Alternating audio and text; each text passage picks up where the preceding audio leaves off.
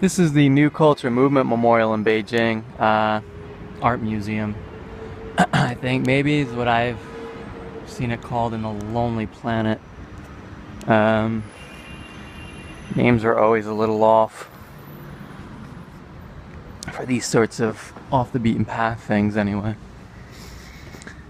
So this is where the library was for Peking University, and supposedly where Mao first started reading books on communism, socialism. Do Kaiyuan Pi.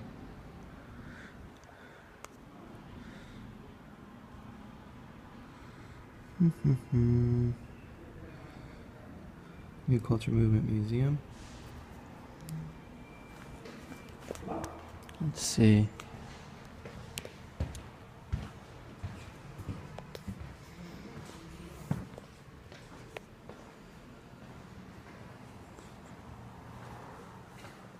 Chengdu Shui.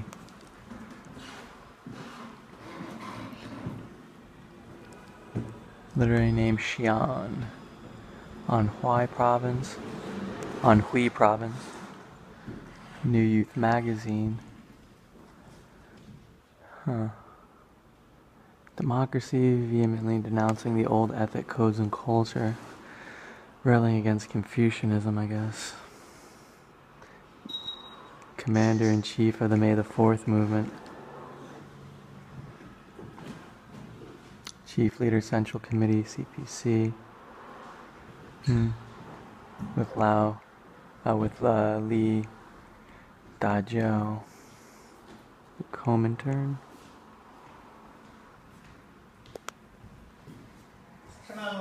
1879.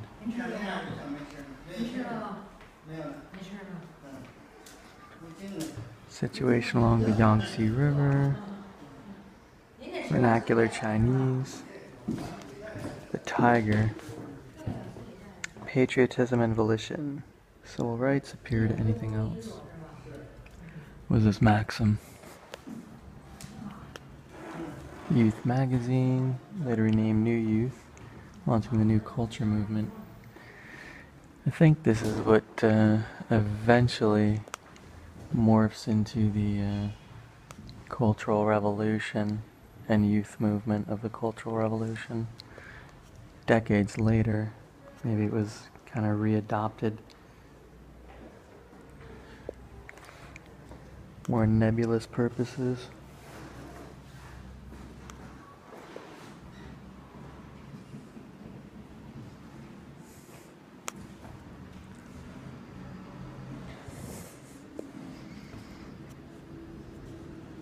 Romanized phonetic system. Opinion, I guess, or something close to it. Declaration, Peking citizens drafted Chen Dushui, 1919, arrested because of distributing leaflets.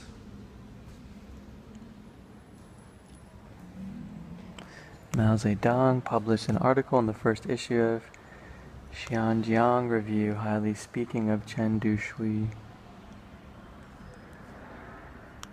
Written confessions and his name card. He's an agitator. People from all walks of life sent telegrams strongly demanding his release. Morning Post carried reports about appealing for release of Chen Dushui. Vernacular poems in the magazine hailing the release of Chen Dushui. 1920, early communist organization, Shanghai. He was the secretary. September 1920, revised New Youth turned out to be the organ of the Shanghai branch of the CPC. Communist, a monthly journal, served as an organ of the early communist organization in Shanghai. Translating, publishing many classics of Marxism and books for popular consumption.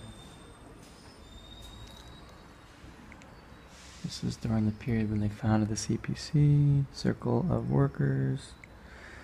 Shanghai Machinery Workers Union sent a letter to him.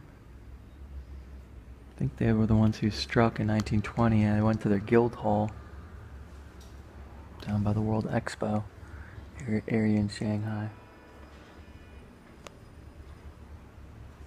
Let's see. His eldest son, Chen Yannian, Party Secretary, Guangdong Province, Jiangsu, and Zhejiang provinces, killed by the KMT government. 1927. There was a culture street in Shanghai I went to that was near where some of these people, I think, were rounded up and killed. 1927, they rounded up a half dozen or so of the new movement folks and bludgeoned them to death.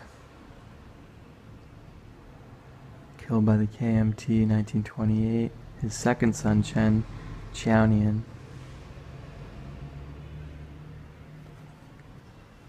arrested by the KMT, 1932, in Shanghai. In prison, 1935, wrote a wall scroll. Liu Haisu, famous painter.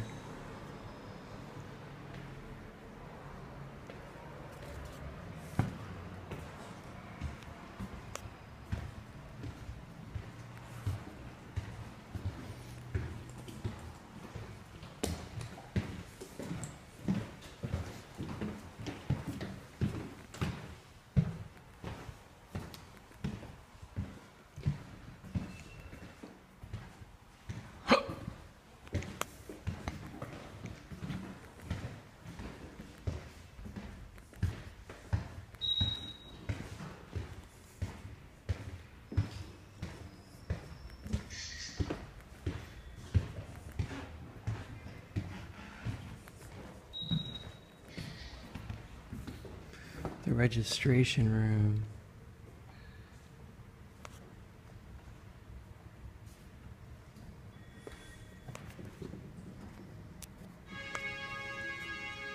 Job at the registration room to make registration, keep statistics, books, periodicals, library seal, envelope, registration card inside the envelope.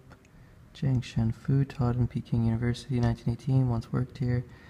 Li Daozhou organized a study work program here for some students who would use their spare time to come help books in order, do translating, cataloging job, typing cards. Mao Zedong once took part in this program too.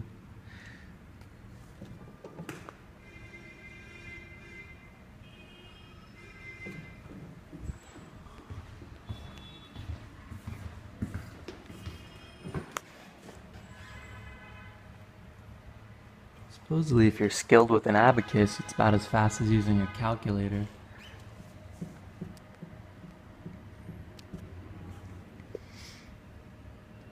Same thing.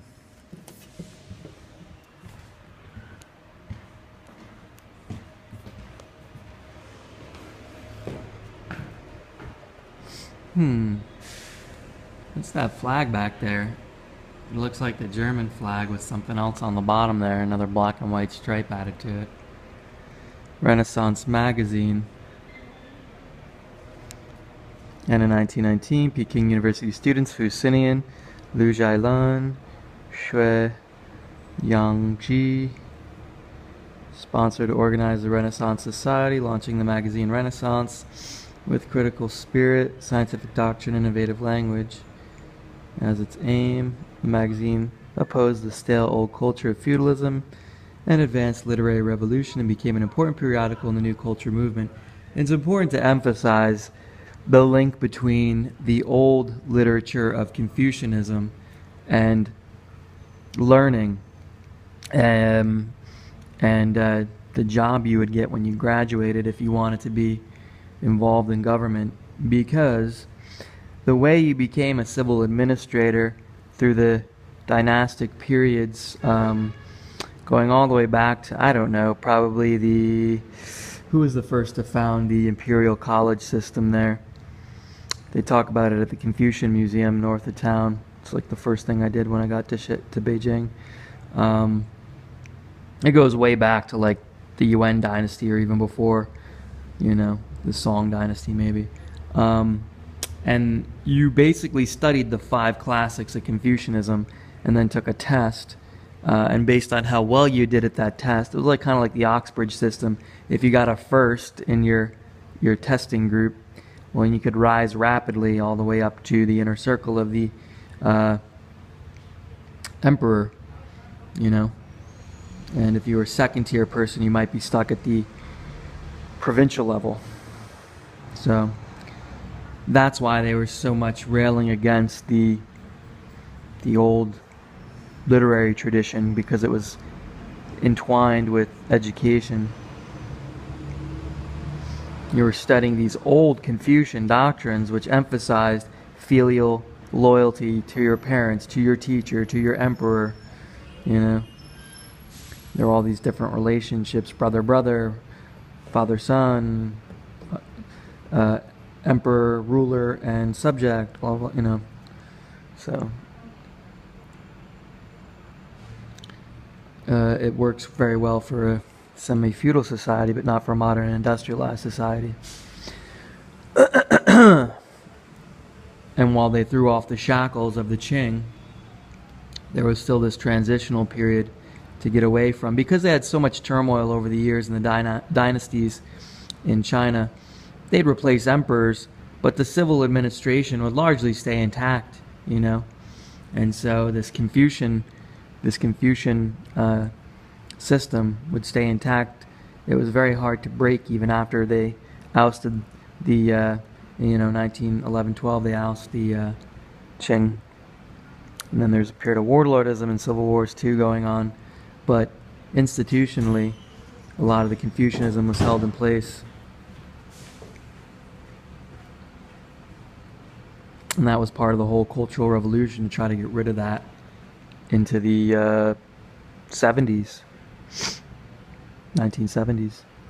They're still trying to do away with some of it, remnants of it, which is odd, because they wanted to somewhat have an agricultural economies. It didn't work out too well, actually. On the eve of May 4th, students from Peking University, headed by members of the Renaissance Society, made more than 3,000 flags and placards here.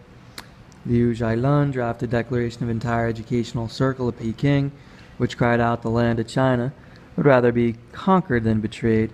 Chinese people would be rather slaughtered than humiliated. Declaration printed, 20,000 copies before demonstrators started their march. Turned out to be the only printed matter of that day. Same thing. The Chinese people, in the 18th century endured, starvation, feudal peasant system, unreliable Qing government, with especially in the latter half, you had the Emperor Shishi pulling strings for her nephew and son as emperor, and doing crazy stuff like taking the money that they were supposed to use to modernize their navy and spending it on a big stone boat in Summer Palace. And I don't know if that's actually true, but it's symbolic of the kind of mismanagement that was happening at the top. And so you don't get the industrialization in, for instance, Japan. They oust the feudal system, they get rid of the shogun, they go back to the imperial system, oddly, but they adopt, it really becomes a civil administration, and they adopt a modern Western approach. And by the 1890s, they're kicking Russia and China's ass in naval battles because they have a modern, industrialized navy. So China didn't do that. It had a lot of problems educationally and so forth,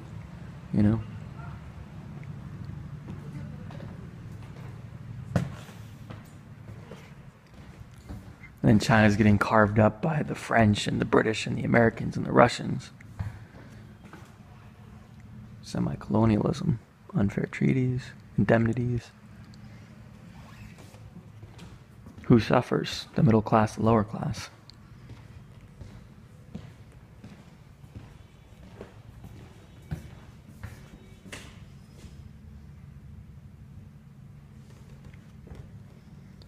Office of Chief Librarian, 1918 to 22.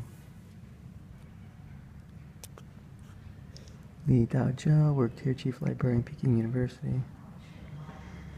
Let's see. Old style book tucking building, transition to modern university in a real sense, overhaul reform, wake of October Revolution Russia. Li Daozhou made systematic efforts in studying and disseminating Marxism, became one of the earliest Marxists in China.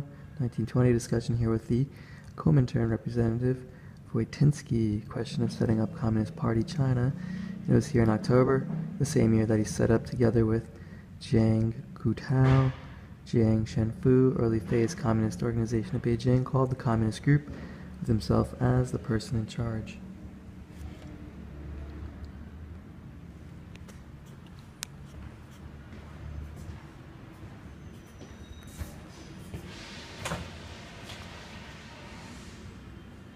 I don't know if it's Mao's desk.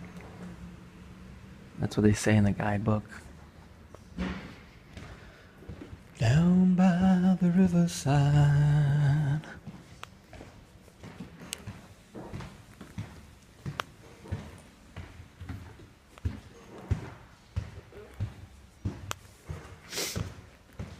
There's a famous poster, political cartoon of China, a map of China, and then it's got symbols in the different territories, you know.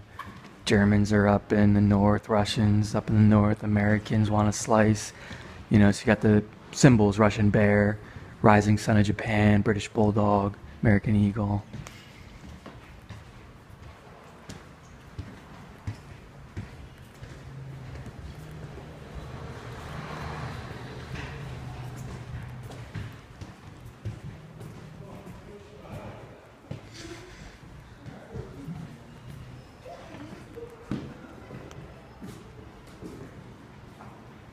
Another office.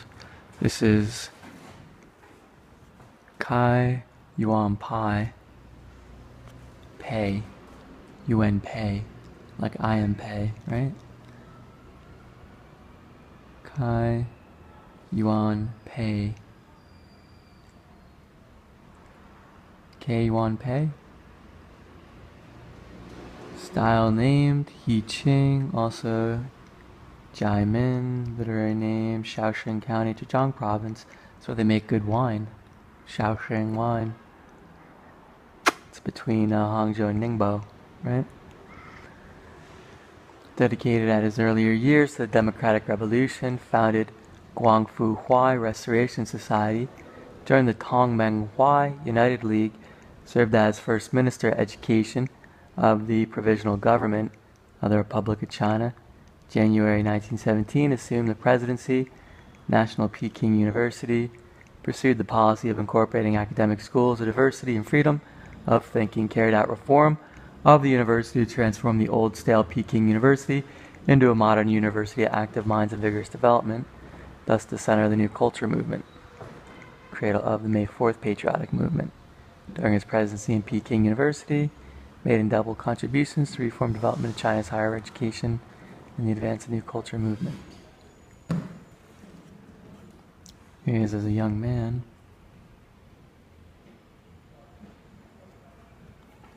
Left for Germany to further his studies.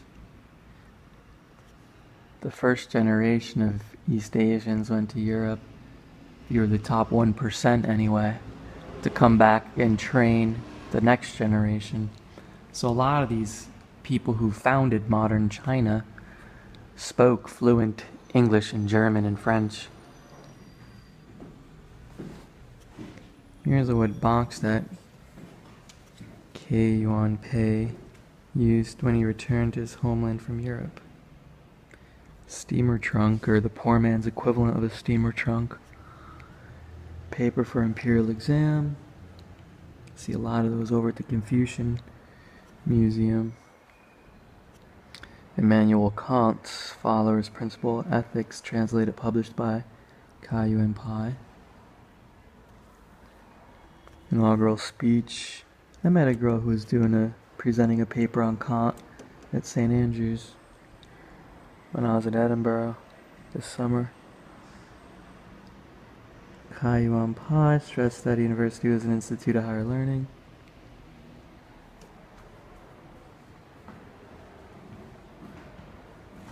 Chen Dushui, Dean of School of Liberal Arts, Peking University, Department of Philosophy. 这里不让录像。 I don't understand. Things? TV. No. Photo? Okay.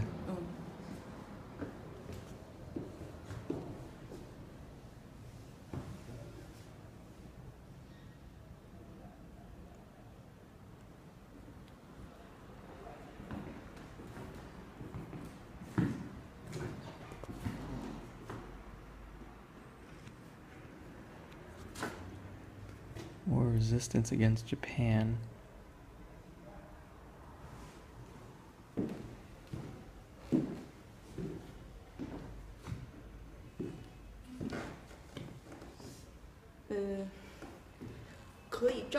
Photo?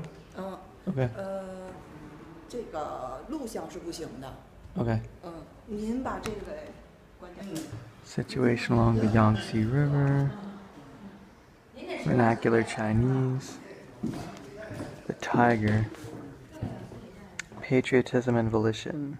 Civil rights appear to anything else. What is this maxim? Youth magazine, later renamed New Youth, launching the new culture movement. I think this is what eventually morphs into the, I guess, Commander-in-Chief of the May the 4th movement. Chief Leader Central Committee, CPC.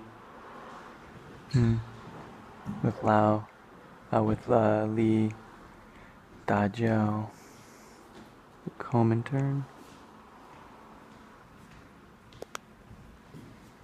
Hello. 1879.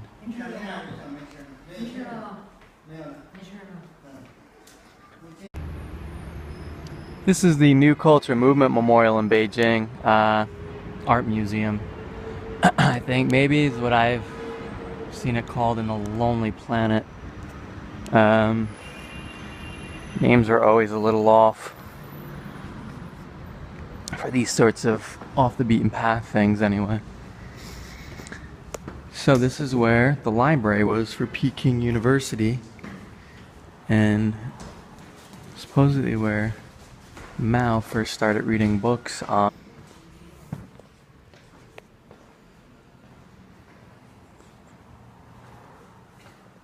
Chen Dushui.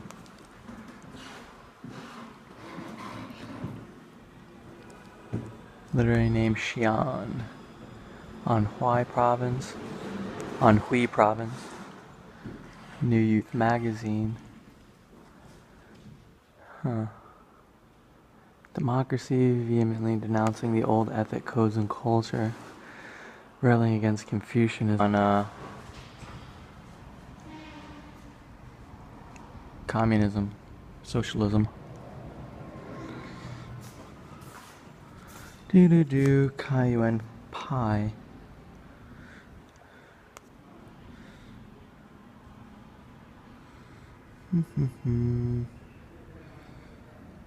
New Culture Movement Museum. Let's see.